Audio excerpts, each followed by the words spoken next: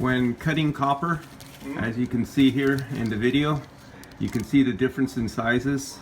One is freshly cut and it's very small over here, and one I already resized. And by resizing, the old-fashioned tool that you used to flare with, I never flare with this thing. I would never flare with it. I'd never have a guy flare with this. It would take all day long.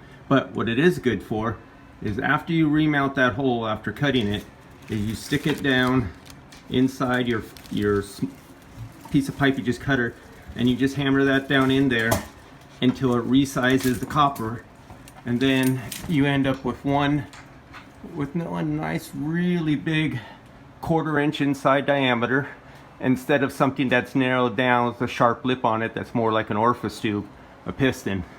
And I see a lot of guys just leave this, they throw couplings right over it. I've even seen them smaller than this, and they literally become a secondary metering device.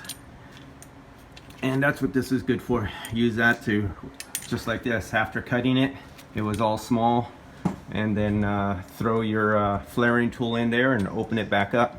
And like on this one, this was the Mr. Cool Copper. I can't flare this open using the automatic expanding tool.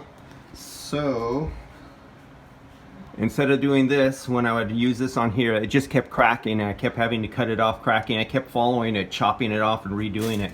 So I gave up on the Mr. Copper on. Since we're using two manufacturers, different copper, I can do this copper from the other manufacturer, and I could flare this one and it doesn't crack.